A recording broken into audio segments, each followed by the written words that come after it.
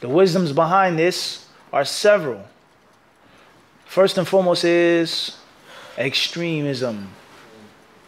Going extreme and exalting and extolling someone. Going beyond the necessary boundaries and limits of respect and of love and of loyalty. Which obviously is going to lead to shirk. It's going to lead to shirk. The lands of the Muslims, Muslim countries, Muslim lands, Islamic countries, Islamic lands, Middle Eastern countries, countries in Far Asia, Indonesia, Malaysia, China, Philippines, Vietnam, Laos, Thailand, Mali, Nigeria, Morocco, Tunisia, Libya, Egypt, the Congo, Cape, mosques in Albania, the lands in which there's been Islam and Muslims for many, many years and generations. Only Allah knows how many of these mosques contain graves. How many of these mosques were built upon graves. How normal and basic it is to walk into a masjid in which there is a mausoleum in front of you. And there are people that are sitting down with candles, making tasbih, dhikr beads, people walking around without any exaggeration. Or my own two eyes, I've saw this. It isn't something which is hard to find. It's not impossible. You go to the Prophet ﷺ sacred mosque, the noble masjid in Al-Medina, even though that's a different story with regards to is the grave inside of the masjid or not. Not getting there yet. But the fact of the matter is that the doorway, the window, the gate to the sacred grave is in close proximity. It's there. I saw with my own two eyes people grabbing the gate, clutching onto it, throwing letters, raising their hands. People turning away from the qibla of the masjid and making salah, making dua to the direction of the Prophet's grave with my own two eyes. It isn't a fairy tale. It isn't something that you're just reading Kitab al-Tawheed or Ibn Taymiyyah's book. This is reality. And it's something which is great, terribly sad. The Muslims who mention Allah's name day and night, who made Hajj so many times, Umrah so many times, who rush and fight each other to feed the poor, to feed the people in Ramadan, to make iftar of the Sa'im. Muslims who may want to die in the cause of Allah subhanahu wa ta'ala, and do die in His cause. And they have graves in their mosques, in which you have to pay a donation to get your shoes back. It's not an exaggeration. Certain mosques, you go in, you have to give your shoes, and to get your shoes back, you have to give a donation. There's a sadaqah box on the side of the mausoleum. You put in money and coins. They sell flowers and candles for you to sit and to worship Allah at this grave. If you're even worshiping Allah subhanahu wa ta'ala. That's at best. Let alone a person calling upon and worshiping the person in the grave. And if someone tells them this is haram, ittaqullah ya jama'ah, fear Allah, brothers and sisters, you can't do this. This is Islam. We're not Christians. We're not Buddhists. We're not people of Catholicism, worshiping saints, anointing saints and extolling saints. Perhaps the very first thing that they'll say to you, if they even say something to you verbally and not take your life or cause you physical harm, is that you're a Wahhabi. You're mutashaddid, you're extreme, you're harsh. There's no Wahhabism here. There's no Wahhabi Islam here. Take that back to Najd, to Saudi Arabia. Wahhabism destroyed the caliphate, destroyed the Ottoman Empire. Go get out of here with that stuff, with that crap. It's not a hard thing to experience something that's in your life. And the only thing that you told them is based off of what the Prophet ﷺ said. That mosques and graves don't mix. Water and oil, they just don't mix. Not in one place. The graveyard has its place and the masjid has its place. Allah subhanahu wa ta'ala our love for him, our fear of him, our hope for him, our devotion to him, that has its place. And our love of the awliya of Allah subhanahu wa ta'ala, Allah's chosen slaves, the righteous believers, and how we make dua for them and we respect them and we take their example, that also has its place. But it isn't to be mixed and confused. It isn't to be mixed and confused. This is Allah and this is his awliya. There's no mixing of the two rights. I love Allah and also love this righteous man, but my love for him is not like that of Allah subhanahu wa ta'ala. Everybody understand this? Tayyib, the grave, the qubur, the graves, and them to be respected and not to be trod upon and desecrated and so on and so forth, that has its place. That's here. But them coming in the masjid, being made in the masjid being built upon a graveyard, that has no place whatsoever. Respecting of the grave is one thing. Putting it in a masjid, building a masjid upon it, near it, close to it, so on, it's totally different. Based off of the words of Muhammad ibn Abdullah, alayhi salatu wasalam. Not the words of Ibn Taymiyyah, not the words of Ibn Abdul Wahhab, not the words of Sheikh Ibn Baz, but the words of Muhammad alayhi salatu wasalam, which are so clear, so frank, so direct, they cannot take another interpretation. And which a person says, well, that's the Wahhabi interpretation. That's Ibn Abdul Wahhab's interpretation. Ibn Taymiyyah interpreted them. These hadiths are too clear, too frank, directly to the point to show that it is not something which can be done in Islam.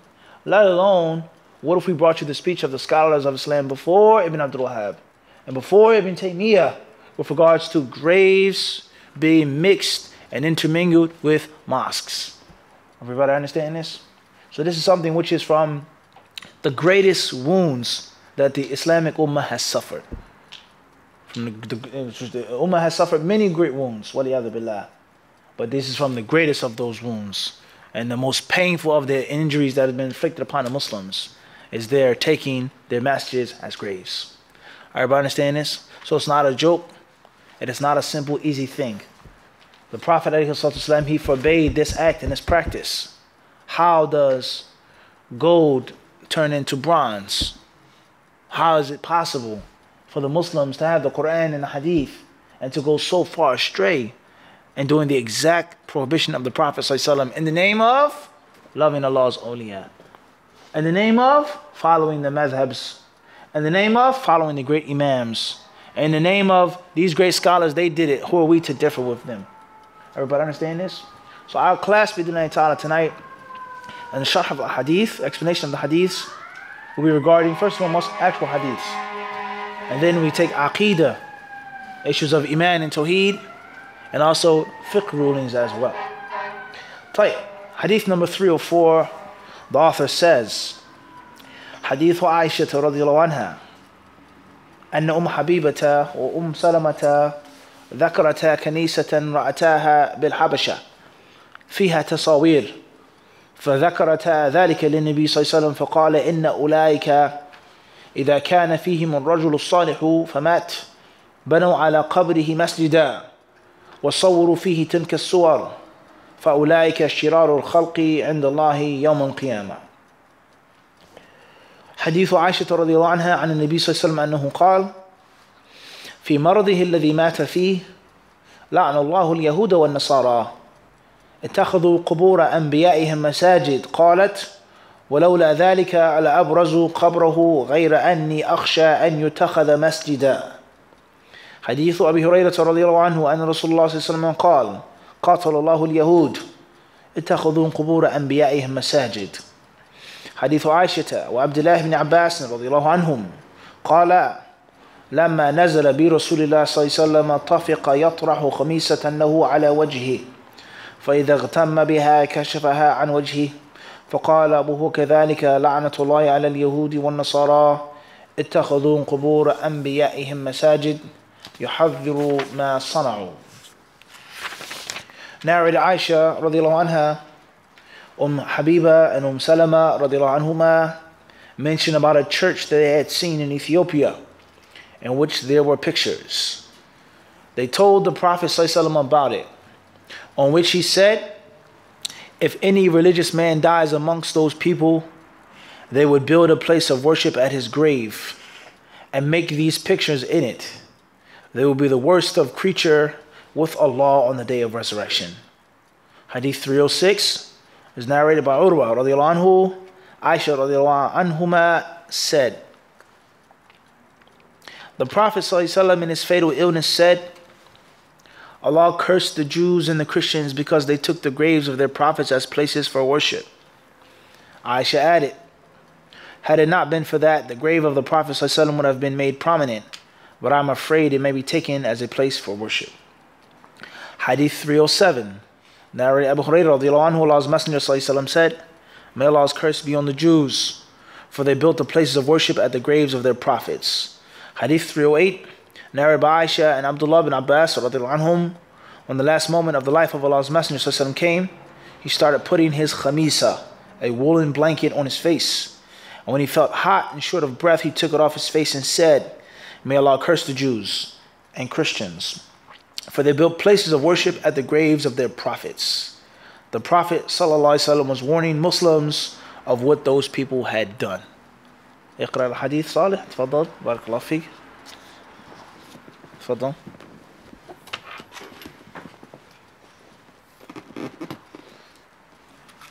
باب النهي عن بناء المساجد على القبور. حديث عائشة رضي الله عنها أن أم حبيبة وأم سلمة ذكرتا كنيسة رأتاها في الحبشة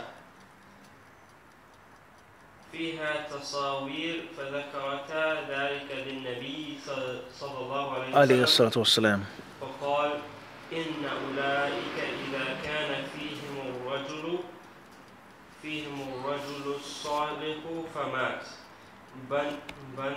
بنوا على قبره مسجدا. It's obvious, it's very easy when you know English as a first language and Arabic as a second language to pronounce the word masjid. That's what we say, going to the masjid. That's not organic in the English tongue. If you think about it now, right? You say what? Masjid. You see him in the masjid? I'm going to the masjid. That's the natural way for one reason or another. And it carries on even when you learn to speak Arabic. First time I came across this, or the one who pointed this out to my attention, was the librarian in Sana'a in Yemen. I was talking to him. He said, everything you say in Arabic is perfect, except for that. Masjidan. And ever since then, it's stuck in my head. Everybody understand this? And if you think about it, that's exactly what we say. Masjid. Can you lock the masjid? Can you open the masjid? Masjidan. Fadal. وصوروا فيه تلك الصور فأولئك شرار الخلق عند الله يوم القيامة. حديث عائشة رضي الله عنها عن النبي صلى الله عليه وسلم قال في مرضه الذي مات فيه لعن الله اليهود والنصارى اتخذوا قبور أنبيائهم مساجد. قالت ولولا ذلك لأبرزوا قبره غير أني أخشى أن يتخذ مسجدا. حديث أبي هريرة رضي الله عنه أن رسول الله صلى الله عليه وسلم قال قاتل الله اليهود اتخذوا قبور أنبيائهم مساجد. حديث عائشة وعبد الله بن عباس رضي الله عنهم قال لما نزل برسول الله صلى الله عليه وسلم طفق يطرح خميسة له على وجهه فإذا اغتم بها كشفها. It's missing a kasra. Put the kasra in your book.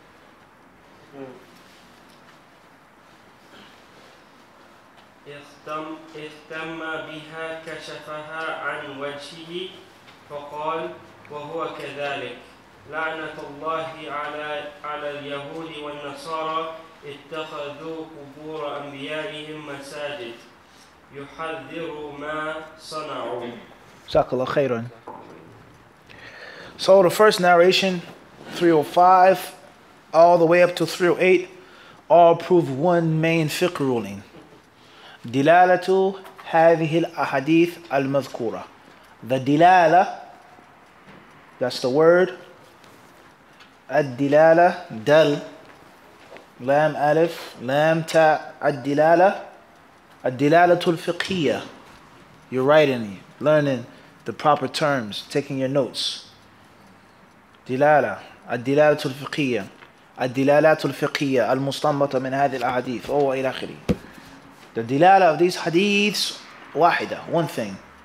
فيها تحريم بناء المساجد على القبور. Like the chapter heading taught us, the impermissibility, and not just the impermissibility, but the severe impermissibility of building places of worship upon graves. Number one is prohibited. And once we have established, according to the words of Muhammad ﷺ, that it's prohibited, it's no way that it can be a good thing. Regardless, whether it's haram or makruh, it may not be haram. You having what? For argument's sake. You get on an airplane, you go to a restaurant, you're a limousine driver. This is nothing against nobody, just an example. It's just what? An example. Your client gets in the car, he's from Turkey. As an example, it's not against Turkish brothers and sisters. Everybody understand? It's an example. Get into his car. Or someone from Sudan, any country, doesn't matter. And they say, oh, you're a Muslim? Oh, good, brother. How long have you been a Muslim? Oh, that's great. So on and so forth. And you get into a conversation and he shows you his phone and he says, see, that's my mosque, or that's the grand mosque, or that's the grand mausoleum in my country, or Egypt, wherever, Morocco, wherever, Libya. And then you say, well, no, I don't think that's a good thing. I don't think that's a good thing for you to have a mausoleum in the masjid and take a picture in front of it. I don't think that's a good thing. He says, no, there's nothing wrong with that. They do it all the time in my country. He said, I don't think that's a good thing, akhi, you know. He says, no, brother, you just accepted Islam. You don't understand. I've been a Muslim for centuries. My grandfather was imam. My great-grandfather was a qazi. He was a judge. My uncle was a qari of the Quran. You don't understand, brother. You're just an American revert. Or you're from Caribbean. You're a Caribbean Muslim. You don't have no fiqh. Or a black Muslim. Bilal radiallahu anhu. But not you. There's only what? One Bilal in Islam. Everybody, this is a reality. It's not far-fetched. You're driving a limousine. This is real. Okay? Or in the airport. You make salat with your shoes on. Brother from Pakistan comes next. He says, take your shoes off in a prayer. You can't pray with your shoes on in the airport. Take them off. Like that. He said, no, well, I read a hadith. No. You're an ignorant American Muslim. You don't know nothing. This is not a what? What are we making this up? This is 9 to 5 life in a hospital. Everybody understand this? So, he says, well, how can it be a bad thing to have the grave in a mosque, brother? We can pray for him, make dua for him, give sadaqah for him on his behalf.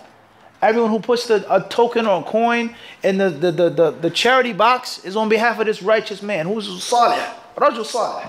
No one disputes that this man was righteous in the village. So how's it a bad thing? Is it haram? Everything's haram, Wahhabi? You may say what? In the car or the hospital, you say what? I'm not saying it's haram, but I know for sure that it can't be a what? Good thing. It's no doubt that it can't be a what? Good thing. Why not? Because the Prophet said don't, warned against, curse. Is it haram? Maybe, maybe not. I'm not knowledgeable like that. Is it a major sin? Maybe, maybe not. Huh? Do all of the ulama unanimously agree upon this? What? Maybe, maybe not. But I know as a layman Muslim, 9 to 5 with a basic at least, let alone those who are intelligent, but a basic standard of intelligence that it can't be a what? Good thing. For the Prophet to say, to be quoted in all of these hadiths in Bukhari and Muslim, and it to be a what? A good thing. The best that having a grave over a masjid, then it's what? At best it's what? Makruh, ascent. At best. At what? At best. That is the irrefutable proof and evidence against the brother in the back seat of the limousine or at the hospital on an airplane. At what? At best. Because that's just going against common logic. For the Prophet on his deathbed, in pain and agony, to warn, don't do, curse for something that's what? Good, let alone obligatory. This is from respecting the awliya. This is from ta'zeem sha'airillah. وَمَنْ يُعَظِّمْ شَعَائِرَ اللَّهِ وَمَنْ يُعَظِّمْ حُرُمَاتِ اللَّهِ. Those who extol and respect Allah's sacred things. They say you have to build the grave in the masjid. It's the right of the wali. He was righteous. He was pious. Anyone that was sick will go to his house, become cured if he read over their water, spit over their water. It's righteous. Are you attacking him, Akhi? You're going to say, driving the car, what? What's going to be your reply? I'm not what? I'm not attacking him. I'm not what? I'm not attacking this person. He may be a wali. Mumkin. I don't know that. I never lived in West Africa. The hasty brother's going to say what? He wasn't righteous. He was a mubtadi'. He was dal. He was an ignorant innovator. He wasn't righteous. How do you know he was righteous? And that's only going to lead to further what? No question. And he's automatically on the defense. You're attacking his wali. It's in his heart. Family for years. He was a family friend. On the Eid, he would come over my mother's house and recite for us. And you saying he's astray and in the hellfire being burnt and punished for the people, what they're doing? You have no further what? Chance of discussing anything with him. Let alone the fact that you might lose out on your client. Make you a bad rating. This is reality. Everybody understand this? But if you talk to him like that, then perhaps you may what? You may have the ability to make him another step with him. You may be a bit stubborn in the beginning, but there is a chance that you may be able to sit with him. You have to fight him a little bit to take him to the next step. Well, I don't know. Maybe he was. Allah have mercy on him. I don't know. I've never been to West Africa. I've never been to Sudan. I've never been to Turkey. But I do know this. And you show him the book that you have on the passenger side of the car. And in your bag when you stop at the light. Read this. These are the most authentic hadiths in Islam. Bukhari and Muslim. Oh, really? I never even heard of that hadith.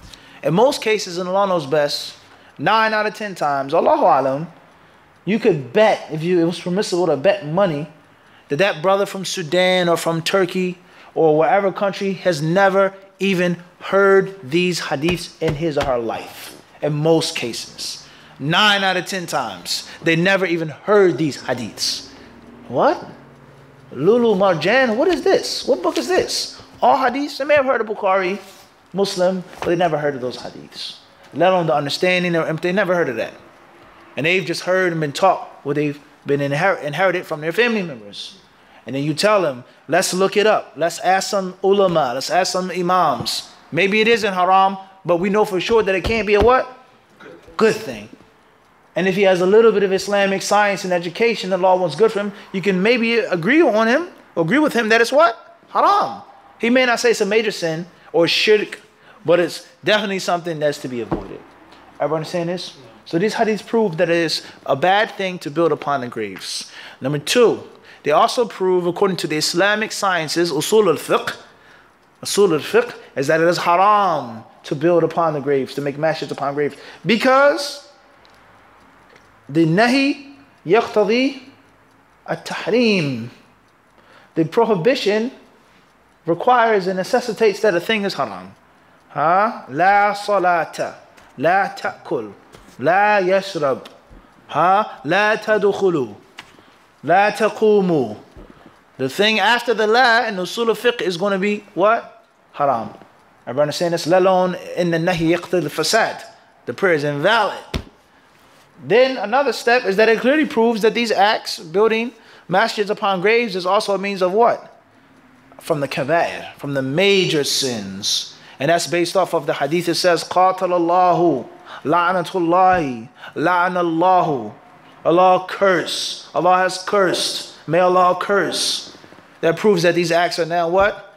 Major sins, as we have explained in detail in the kaba'ir series. What proves that a thing is from the major sins? So are you telling me that this Bukhari, Muslim, these hadiths clear as day, and this sheikh said this, and this weird story, and this قَالَ الَّذِينَ غَلَبُوا عَلَى أَمْرِهِمْ لَنَتَّخِذَنَا عَلَيْهِمْ مَسْجِدًا, Surah Al-Kahf. When they differed about the people of the cave. Now, how many were there? With the dog, how many were there? 5, 6, 8. How many were in the cave? Now, huh? Then what did Allah say? قَالَ الَّذِينَ غَلَبُوا عَلَى أَمْرِهِمْ. Those who had the authority and the power and were victorious, they said, لَنَتَّخِذَنَّ عَلَيْهِمْ مَسْجِدًا. Indeed, we will build upon them a what? Masjid. They said this proves in the Quran that it's a good thing to build what? A masjid upon the graves of righteous people. Are you saying the people of Kaf weren't righteous? Are you saying that? Ahsant. I'm not saying that. Everybody understand this? But what I'm saying is, I'm not even going to get into the ayah because maybe I never heard that ayah being interpreted. Maybe I never heard that usage. How many of us heard this ayah being used like that before? I don't know that. Ma'adri. I don't know. Then you go back to what? You take them back to the what? You want to hold and clench, you take them back to the what? Back to the jab. Back to the what? Back to the jab. It's not a wrestling match. This is a boxing match. It's not a what? No, don't turn into an ugly fight. Go back to the what? Defective punch. Clear as day. And let him get out of that punch. Everybody understand this? You take it back to the what? The bread and the butter. This verse, what it means, how it was sent down, Ibn Kathir, la adri. I don't know that. But I do know what? This. Allah curses the Jews and the Christians. Then they may say, well, that's only for the Jews and the Christians. But it clearly says what? What does the Hadith say? What does the last Hadith, Hadith 308 say? It says, يُحَذِّرُ مَا صَنَعُوا. It says the Prophet was warning what they had done. They say, well, that's not the words of the Prophet. Those aren't the words of the Prophet. Okay, whose interpretation should we take? This sheikh from your country in West Africa and Turkey, or Ibn Abbas and Aisha? No doubt. On his worst day, right? I got my money on who? Everybody understand this? Or hadith number 306. It says, قالت Aisha, she said what? وَلَوْلَا ذَلِكَ لَأَبْرَزُوا قَبْرَهُ. If that wasn't the case, the Prophet's fear, then his grave would have been prominent, open, in public. غَيْرَ أَنِّي أَخْشَى. Aisha says, because I am what? Afraid of people going extreme in whose grave? No one differs on the Prophet being righteous and being from the awliya, what? Of Allah subhanahu wa ta'ala. Everybody understand this? Also, no one is going to differ on the righteousness and the fiqh and the knowledge and the firmness of the who? The Sahaba. But Aisha said what? I'm afraid. So 100 years after Aisha was the case. Everybody understand this? How you mentally dismantle someone in their argument. Everybody understand this or not? It just doesn't make sense what you're saying to me. Everybody understand this? And that's going to make him go and research and ask and this and that. And he's only going to come back and make it worse for himself. It's only going to come back and make him what? Worse for himself. In most cases, he goes back to his sheikh. He calls his sheikh on the phone, and the sheikh is just going to curse and abuse. How is a Wahhabi? Don't waste your time on a Wahhabi. Wahhabis are filthy. They're hum anjas. Huh? They're filthy people. Like we said about in Pakistan. The Wahhabi, huh? He came into the masjid, Ahl al-Hadith. He prayed, and he raised his hands. He said, I mean out loud. Huh? He put his hands above his navel, whatever the case may be, and he threw him out the masjid and then ordered for the whole masjid to be shampooed. Clean the whole mosque right now. This Wahhabi is what? Dirtbag. Get him out of here. Everybody understand this? But that doesn't prove anything scientifically or scholastically. You tell your client in a limousine, this is America right here we're in. It's not about how many names you can call me or what bad abusive terms you can throw at me. Prove to me that it's not haram to build a masjid upon a grave. Everybody understand this? And if they can't do that and they refuse to just call you bad names, then there's nothing else to say. Khalas. You've done your job. You've what? You've done your job. Everybody understand that you gave them a chance. Everybody understand this or not? Someone that has some type of love for Allah in his heart, some type of fear, some type of common sense, is not necessarily going to take it like that. Especially living in America and we're both professionals. I'm a limousine driver. You're a professional. You're a surgeon. You're an athlete. You're this and that. How can you result to such childish what? on an Islamic issue. That doesn't make any sense. If we were in a village somewhere, perhaps, mumkin, maybe. Everybody's following this one sheikh in this village. But this is America. It doesn't pick you up from JFK, LaGuardia. You can't just say something is good or bad up and down because of a name. Are everybody understand this or not? So this is very important, okay, guys? That the average Muslim today, especially from other countries, they've migrated from other countries, is clueless of the authentic sunnah. And they are practicing cultural Islam. Everybody understand this? Cultural Islam. Whatever their people in their country were teaching and propagating, that's what it is. Everybody understand this or not? Khairan, inshallah. Now, the next question is, if it's haram to build a masjid upon the graves, the hadith doesn't say anything about the impermissibility of putting a grave in the masjid. We didn't build anything. We just buried him in the masjid. What's the answer to that? Or the response to that is what?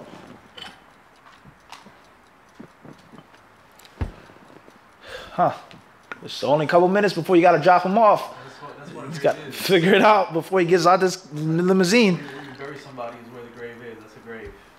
Based off of these hadiths, brother, where does it say I can't put the grave in the mosque?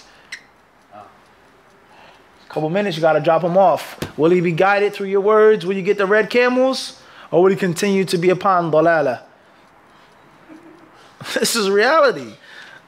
The airport is coming up, Abdul Qawi. Or you picking him up. His house is coming up from the airport.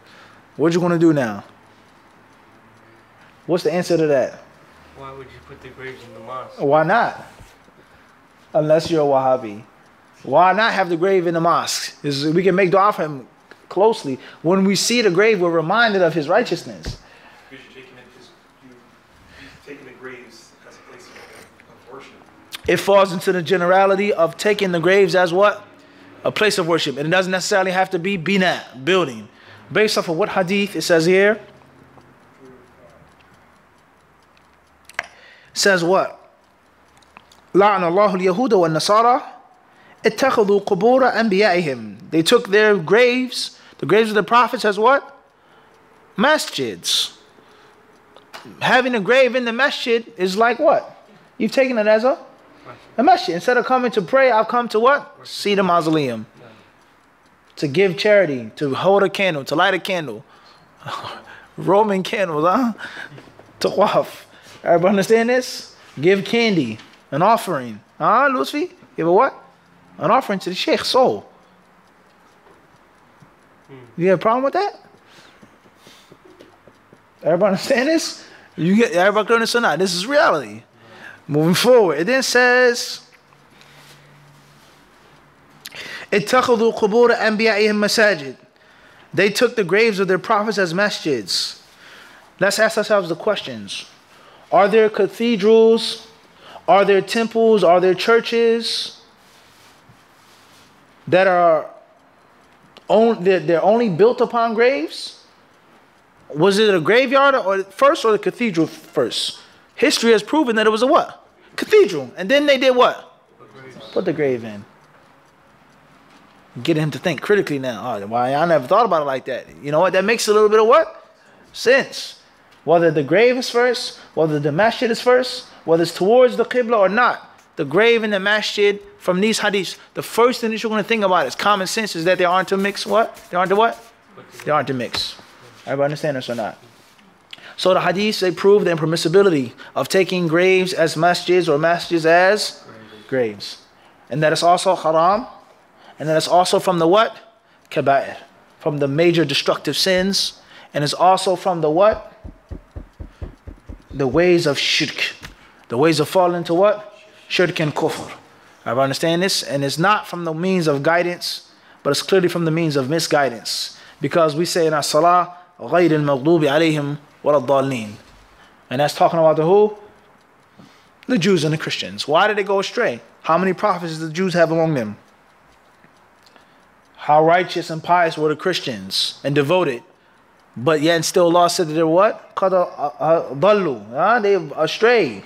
فَبَاءُوا بِغَضَبٍ عَلَى غَضَبٍ. Everybody understand this? Khairan inshallah. طيب. Hadith 305, dissecting it specifically, is based off of a seerah story as well, like we took in other classes. A seerah story. A what? A seerah story. And that seerah story is what? Ahsant. Al-Hijratul Ula. The first hijrah to Habasha. It says in the translation that it's Ethiopia. Allahu Alam. That's the current day translation or equal of Habasha in English, Ethiopia. I've read, and Allah knows best, is that there are certain modern day researchers that have concluded that Habasha was the modern day Sudan. Accurately. With, he said what? Surgical precision. Don't forget that. He said what? Surgical precision. Some researchers, they've done modern day research, Islamically, geographically, the maps, the riwayat, the narrations, and they've concluded is that the accurate place of Habasha was modern day Sudan and not Ethiopia. Everybody understand this? Others may differ, say no, it is. The general concept of what is considered to be Ard al-Habasha or Ard al-Sudan, the land of the blacks or the dark, the land of Habash, the Horn of Africa, northeastern Africa. One may say Djibouti is Habasha. Sudan is Habasha. Somalia is Habasha. Or other countries such as Eritrea is Habasha. What the modern people today consider to be Habasha or Ethiopia, the lands, the wars, the battles, Haile Selassie, this, that, Mussolini, World War I, World War II, etc. That has nothing to do with what? What was considered to be Habasha what? Back then. Everybody understand this or not? There was no World League, let alone UN, United Nations. Everybody understand this or not? Everybody clear on this? What's important is that direction, the corner of Africa. Whether it was Ethiopia, Abyssinia, or just that corner. Everybody understand this or not? Tayyip.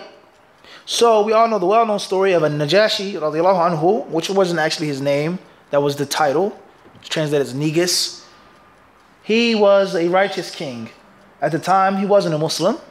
He was a Christian. And we all know Ethiopia, Habasha, in general, but specifically today. And there's also a context clue for those who say that it is modern-day Ethiopia. They say that it is modern-day Ethiopia. Is the strength of Christianity there to this day. No one is in their right mind is going to say Christianity in Ethiopia is like that in Somalia. No way. Or the Christianity in Sudan is like the Christianity where? In Ethiopia. It's like night and what? Night and day. Or even the Christianity in where? Eritrea. It's not like, other places. Everybody understand this? So some say that it is the actual modern day country of Ethiopia. Everybody understand this? We know there was a stronghold for Christianity during those times. It still remains. Some of them claim they have the original text of the gospel. Moving forward. Yani, we don't want to go in too far in our history lessons, let alone any conspiracies, quote unquote, which I don't like to use that term. Conspiracy theory oftentimes is not a theory. It's actual fact. But the people become so dumb and far from basic history that they call it a what? A theory, but it's actually reality. The concept of Christianity being monopolized by the European countries. The first thing you think about when you think about Christianity is what? The Pope. Which is not even actually what? That's actually an offshoot of what? Of Christianity. Catholics. Things like this. Everybody understand this? Catholic, Protestant, so on and so forth. There's offshoots, but the first thing you think about when you think about Christian land, Christian stronghold is where? It's Rome. The Vatican. Or, nope, no way. Average person's not thinking about Jerusalem yet. Not yet. Not the average person. Maybe a couple, 3 out of 10. Not the average working ant that just marches and goes back and forth chasing pheromones. Everybody understand this? Next country is what you think about Christianity? Italy. No, that's same difference. Rome, Italy, England, without a question, or France, Germany, a Western European country, not even Russia. Everybody understand this? Greek Orthodox, so on and so forth. Let alone Palestine. Beitul Laham, Bethlehem, stuff like that. There's a few people above the average notch. Everybody understand this? Let alone somebody thinking about what? Christianity and Ethiopia, which they claim and say they have the most authentic strand of Christianity there. Everybody clear on this or not? So they were considered to be a religious center or capital, a Mecca of Christianity at the time. Even though there were other countries like Rome as well. Let alone they were considered to be a world power at that time. Allah talks about Abraha, Ashabul Fil, the people of the elephant. According to Abdul Qadir, elephants have weak backs. And he said they have weak backs. They're not strong at all. Allah said they came to destroy the what? Tayyib? Malish. Sorry, Akhi. At the end of the day, these people, they were considered to be, back then, a world power. Nah? They had a stronghold, wealth, science, military, etc. Nah? And at the time, after the Prophet ﷺ was born, years later, when the Prophet ﷺ became a prophet, became a messenger, it was a righteous king who was a Christian. And he heard about the message of this man whose name was Muhammad, and how his followers were being persecuted, and attacked, and harmed, and killed, so on and so forth. And in one way or another, Allah knows the specifics, the details of the communication and the correspondence between the Muslims and this king, and he allowed some of the followers to go to Abyssinia, to flee, to seek refuge there. How many of them were there? Roughly. What year was the first Hijrah to Habasha in? Roughly. It's basic seerah lessons. Basic what? Basic seerah. What's important is that's where they went, And the power and the status of those people is proven that they were mentioned where? In the Quran. Everybody understand this? Before his time of that righteous king. Later on he accepted Islam.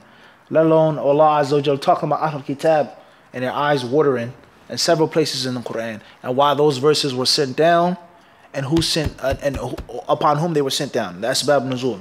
Goes to show you fiqh, tafsir, seerah, hadith, Quran, all what? Everybody clear this or not? Everybody understand this? From one thing, learn what? 10,000 things. Everybody clear this or not?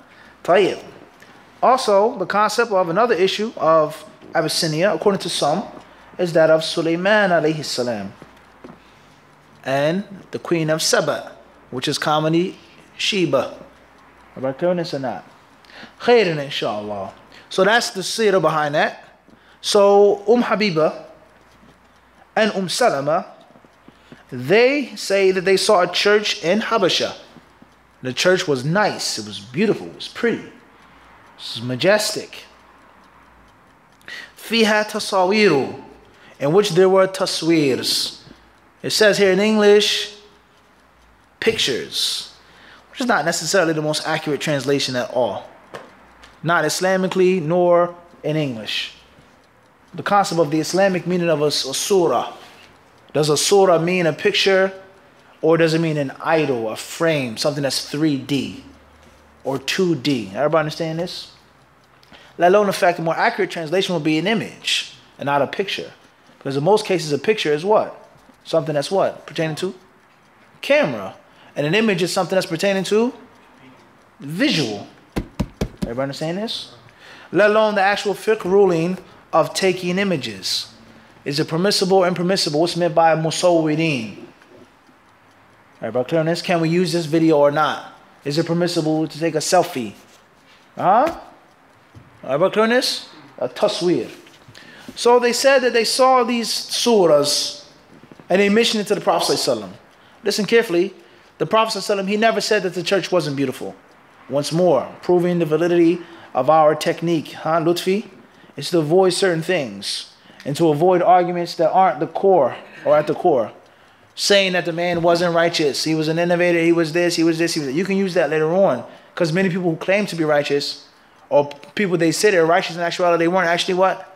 Righteous. Womanizers, money mongers, charlatans, crooks.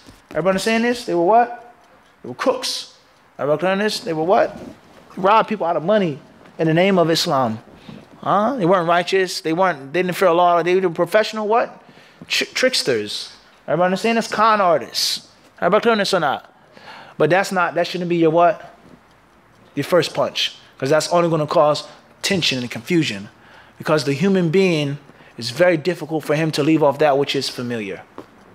It's very hard.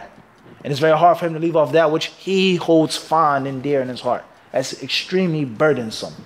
Everybody understand this? So that's not considered to be wise to start off your argument like this. Because the Prophet ﷺ, he warned the people from taking the graves of people that were what? Prophets. Of which there was no doubt that they were what? Righteous.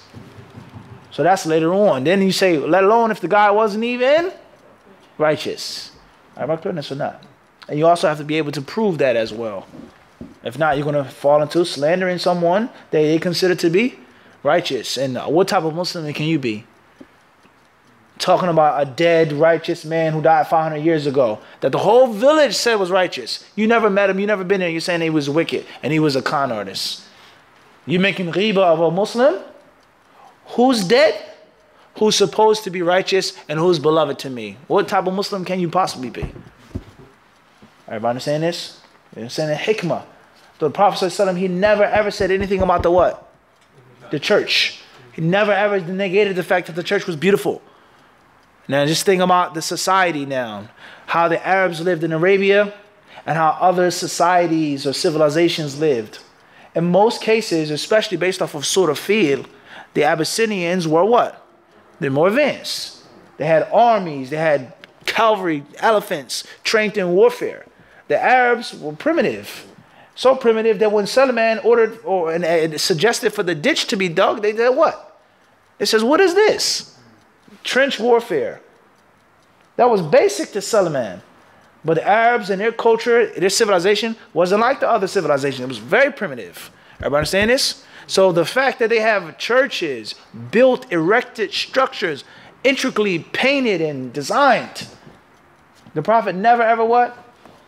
He never even got into that and dealt with that because that's insignificant in the argument. Everybody understand this? So in dawah, in an argument, you cut through the useless things and get to the core. And you don't allow your opponent, like we said, to tie you up, to wrestle, to headbutt, to grab, to push you. You stick to clean, effective punches. Everybody understand? Clean and effective what? Punches. It's a boxing match and not a what?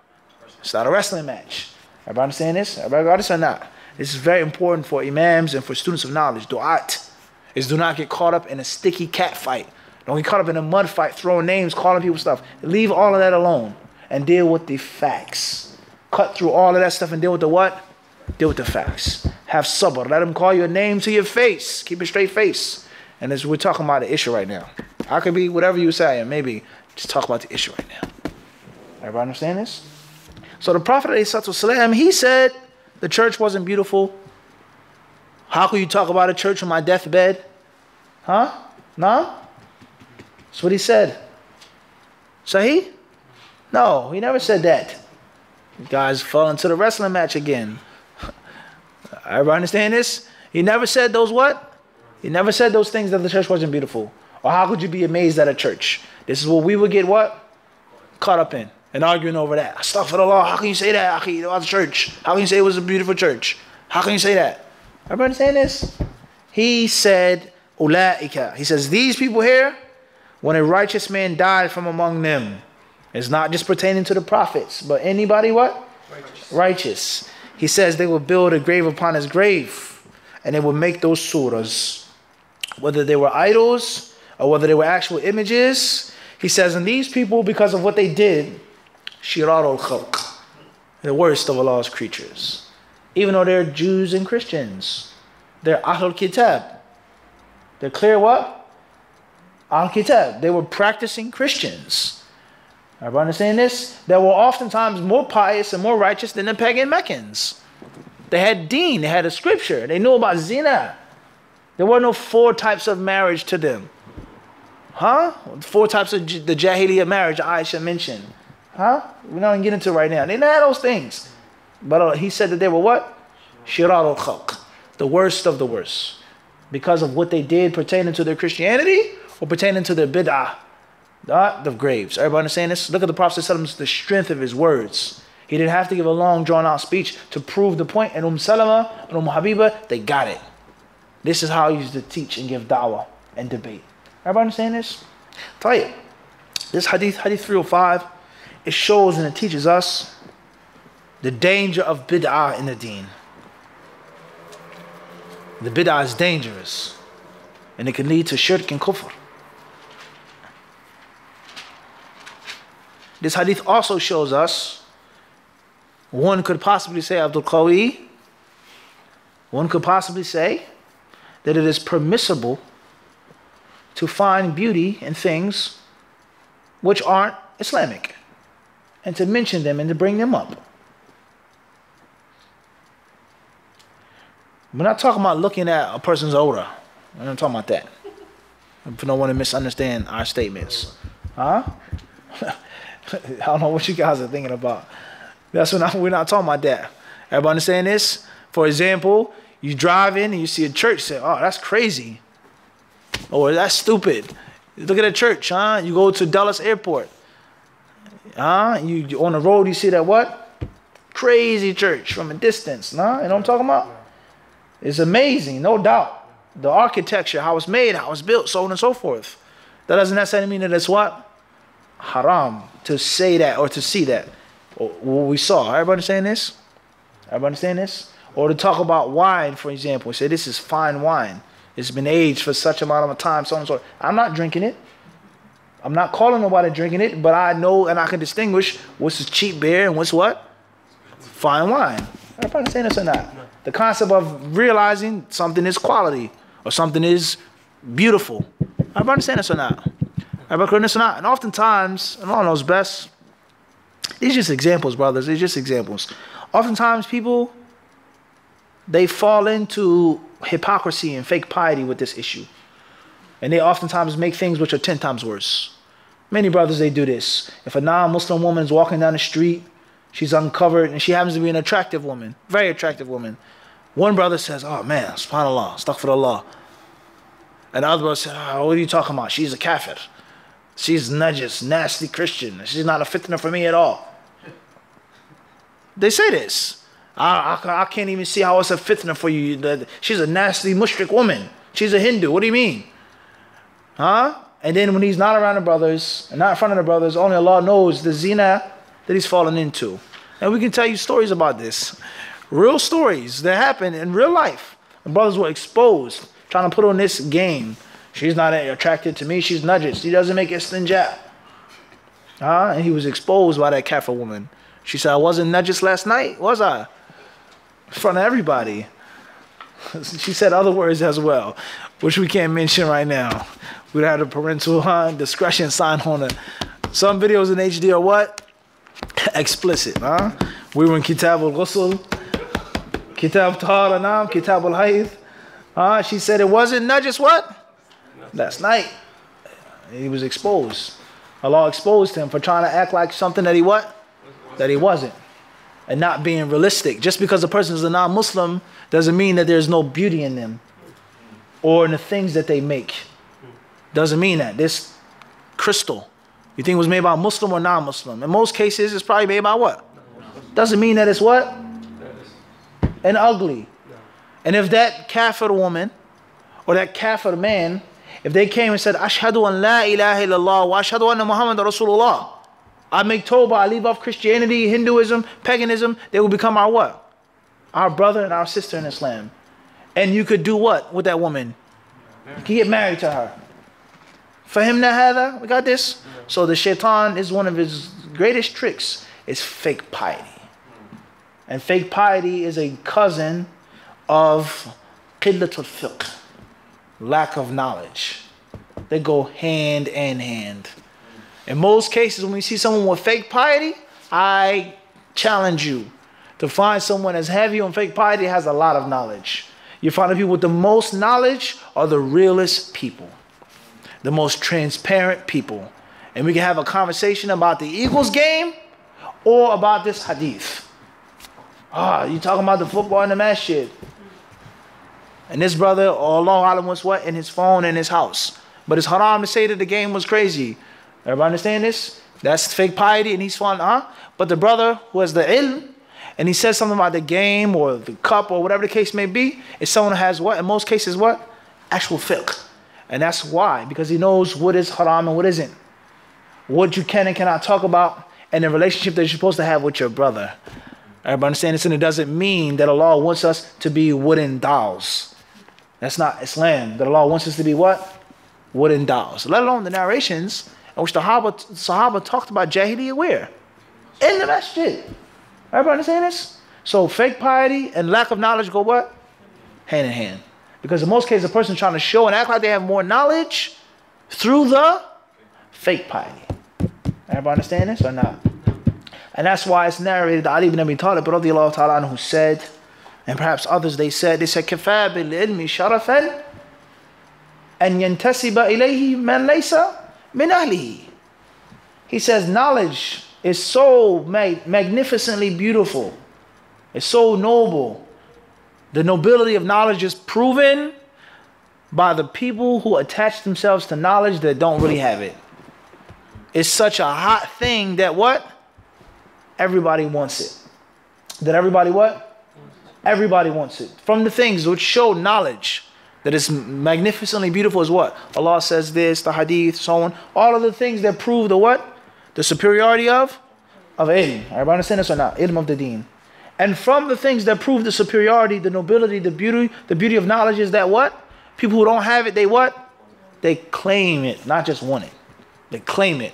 Act like they have that type of knowledge. And they said, وَكَفَى بِالْجَهْلِ عَارًا أَنْ يَتَبَرَّأَ مِنْهُ مَنْ هُوَ مِنْ أَهْلِهِ أَوْ كَمَا قَالُوا. And they said that ignorance is enough proof to show the ugliness of ignorance, is that those who are actually ignorant, what? Free themselves from ignorance. That shows you the disgusting nature of what? Of jahl. Is that no one wants to be what? Attributed to it. Even though they oftentimes are what? Ignorant. But no one wants to be called a jahil. No one wants to be called an ignorant person. Everybody understand this or not? So fake piety is based off of, oftentimes is based off of what? Lack of knowledge. Lack of knowledge. And if a person is embarrassed and trying to be shy, which is from the deen, and trying to be righteous and trying to imitate the righteous people, which is from the deen, he doesn't have to be fake about it. You don't have to try to say something and go overboard and dispraising a thing. The uncovered Muslim woman, you could just remain silent. Don't say what? Don't say anything. Or just say Allah al-Mustan or A'udhu Billah. That's it. You don't have to go overboard to prove your what? Your piety. This is a major plague among many people today. Everybody understand this? Lack of fiqh with the fake piety. So the Prophet, he never said anything about the church. He only warned them from the what? The shirk and the kufr. Everybody understand this? That had nothing to do with the architecture and the structure of the church. And there are other hadiths which the Prophet explained to us how we should build our places of worship. But that does not negate the what? Everybody understand this? This masjid is totally against the sunnah. This painting, this dome, all types of extravagant decorations. But it doesn't mean that it's not what? A sight for the eyes. And it's on a calendar. Doesn't say what? Doesn't mean that. Everybody clear on this or not? Khairan inshallah. Hadith 306. And also from Hadith 305, it shows us it's the responsibility of the Imam, the leader, to warn his followers from misguidance. It's his job to warn them from misguidance, whatever type of misguidance that may be. Hadith 306 also shows us that the Prophet ﷺ was a human being. He was a man. Where it says, قَالَ فِي مَرَضِهِ الَّذِي مَاتَ فِيهِ, in his death sickness, his fatal sickness. And that if he was supernatural or divine, if he had powers to keep others from dying and to control other people's hearts, he himself wouldn't have what? Become what? Fatally ill. As is the creed of many people who say, La ilaha Muhammad Rasulullah, whether they're Sufis or other than Sufis. And also proves that the Prophet ﷺ also died. Alayhi salatu wasalam. That the Prophet what? He died. And it's not haram to say that. It's not what? Nor is it a means of disrespect to say that. Moving forth. Hadith also shows us the dispraise of the Jews and the Christians. And it shows us the danger, the great harm of imitating them and copying their way. and trying to be like them, mimicking them, copycatting them, and their religious practice and their religious devotion, let alone other issues which are worldly and secular as well, which are just details with regards to what you can and cannot do and have. Hadith also shows us a virtue of Aisha radiallahu anha, where she had fiqh. She said, she interpreted the hadith. Now, shows that Aisha was a faqihah. She had knowledge. And it goes to show that Aisha was a true disciple of the Prophet ﷺ. She was a student of the Messenger of Allah ﷺ. Whereas she had deep vision, foresight. She didn't just look at today. She didn't just look at now. But she looked towards the what? Future. She says, I fear that it will be taken as a masjid. Do I know that it will be taken as a masjid? Will it be taken as a masjid today? She didn't say that, but she said what? I fear it. Just like the Prophet ﷺ's words in so many hadiths in which he talks about things, what? The distance. Warning the Muslims from a future vice and things that will lead to vice. Everybody understand this? That's a major principle in the religion. Sadd al-dhari'ah. Cutting off the door to vice. The door itself is fine. The act, there's nothing wrong with it. But it what? Leads to vice. On the other side of the door is the harmful thing. But on the other, there's nothing wrong with it. Everybody understand this? Everybody clear on this or not? You shake a woman's hand. You shake her hand at a business meeting, at an interview. You meet someone. You don't have to grab her hand and lost off her hand. You shake her hand. You're not making zina with her. You're not looking at her odor. Everybody understands her inner odor. But the handshake could what? Lead to something. Lead to a thought or feeling. Through her, you, together. The softness of her hand, etc. can lead to it. Talking to a woman that you're not married to can lead to something. Being alone with a woman that you're not a mahram for can what? Lead to something. You're in the car with her. You're driving, she's driving. I'm not touching her. I'm not talking nasty or dirty. I'm just driving her somewhere. You driving with her is not necessarily what? Or a bad thing. Positive. But it will, and it can lead to something which is a means of vice. This is a major principle of the religion that the ulama of Islam have established. Jumlatan wa tafsilan. With general and specific proofs and arguments. That is sadd al-dhara'i. Shutting off the door. Moving forward. The hadith also shows the weakness and the feebleness of the argument of those who say that it's permissible to have a grave in a mosque because the Prophet ﷺ's grave is in his masjid. In Medina, his grave is in his masjid. So that's the proof. That's the dalil. That's the what? That's the dalil. It shows that this is a weak argument. Why is it a weak argument? Because the Prophet himself and the Sahaba of the Prophet, they did what? Did they put his grave in the masjid? No. His words were against that act. Anything that took place after him, this leader, this regime, this government, has nothing to do with what? And the action of the Sahaba. So your argument is what? Weak. For argument's sake that the grave is inside of the masjid today. For argument's sake, not saying that it is, but for argument's sake. Okay. So Saudi Arabia right now, that's where the grave is in the Prophet's masjid. So what happens when the kingdom of Saud falls and another regime comes? Does that change the ruling in the deen? And another king and another dictator and this? What happens? The halal and haram doesn't change through a government. It doesn't what? Doesn't change to a government. The Prophet's words are the things that determine. Everybody understand this? That what? Very important point here. Everybody clear on this or not? Not getting into the sticky, messy fight of Saudi, the scholars. You don't have to what? You don't have to go there. You don't have to what? You don't have to go there. So you're saying that the scholars in Islam, how can it be bad? The grave is in the masjid, people every year. You don't have to what? We don't have to go there. These are the words of Prophet ﷺ and the actions and understanding of the Sahaba.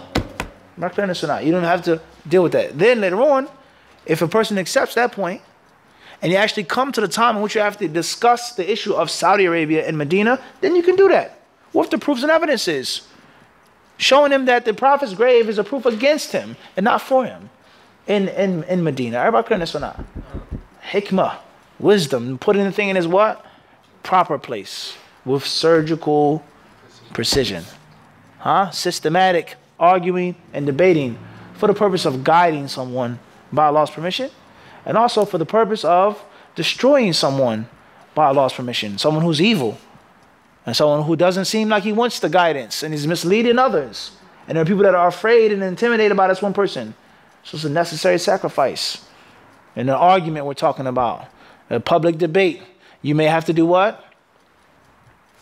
Slay this person with ilm. For the purpose of what? To prove your dominance. But for those 500, 1,000, 5,000 what? Followers to come to the truth. Because they're going to follow their leader. Their leader is no more. I've successfully beat him in a debate, a scholastic debate. His argument is done, finished. And the only people that are going to remain with that person are the fanatical followers. But the ignorant followers that actually winning good, they're going to clearly what? Leave him. Most of them are going to be strong followers of your dawah because they feel betrayed that this man was cheating us for all of those years. These scholars were deceiving us for all of those years. And you are the savior. You're the one who brought us the hidayah. So what are they going to do with your guidance? What are they going to do with your dawah now? They're going to what? They're going to do what? No, they're not just going to accept or follow it. No, we never said that. They're going to do what? They're going to cling to it. How would you feel you're drowning someone through you a lifesaver? You're going to grab it? No. No, you're not going to grab it. You're going to what? You're going to hold on to it. How about what? Answer the question. You want to, for your life. And you get to the shore, you're going to give that person a hug. You want to thank them and try to give them money. Because you did what? Saved my life and you didn't have to. You saved my life. They'll never ever forget that you what? You saved their life. How about you save someone's what? Soul. Everybody understand this or not? And all the devotion that they had to that evil scholar is a void now. It has to be filled up again. And that's going to be filled up with what? With the love of ilm and sunnah and hadith and the proper understanding. So it's not a joke when we talk about these things. We're not trying to make you laugh. It's not a game. About learning and studying and being sharp. And you never know when you're going to get into a what? A fight. And what you're going to have to knock your opponent out. Fi sabilillah. For the cause of Allah subhanahu wa ta'ala. Everybody understand this? No. To make the truth dominant. And to make the falsehood what? Base and mean. To knock the brains out of the batil, as Allah says in the Quran. You can't do that if you punch weak. Huh? You understand this? You can't knock out the batil if you don't know how to what? Systematically study. That's the whole point, huh, ikhwan? Inshallah. Khairan, inshallah. Hadith also shows us going through suffering in the worldly life doesn't necessarily mean that a person is humiliated and disgraced. It doesn't mean that a person is humiliated and disgraced. The Prophet, he suffered here. And what humiliation could have ever come his way? No? And that a person going through hardships in the worldly life, if they are righteous, then that's a means of their level being raised and then being extolled, and not the opposite. Everybody clear on this or not? Khairan, inshallah. We'll stop here. Perhaps tomorrow, maybe we'll mention a few other issues pertaining to this important and dangerous issue of the graves. Allah subhanahu wa ta'ala surely knows best. Thank you very much for your time and for your attention. Walhamdulillahi Rabbil Alameen.